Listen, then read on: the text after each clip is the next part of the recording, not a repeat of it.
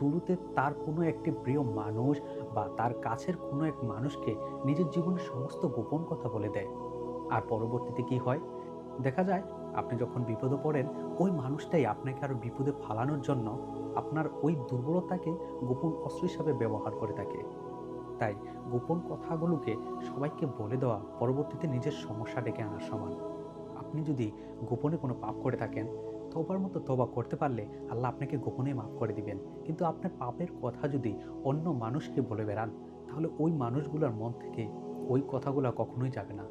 তাই যদি আপনার কোনো দুর্বলতা থাকে, আপনার কোনো গোপন কথা থাকে, যেমন আপনার পরিবারের কোনো কথা, আপনার রিলেশনশিপের কোনো কথা অথবা আপনার কোনো গোপন কথা, তাহলে সেই কথাটা আপনি নিজের কাছেই গোপন রাখবেন। আর যদি আপনি এই কথাগুলো অন্য কারো কাছে বলেন, তাহলে সেটা পরবর্তীতে আপনার জন্যই সমস্যা তৈরি করবে। আর আপনি আজ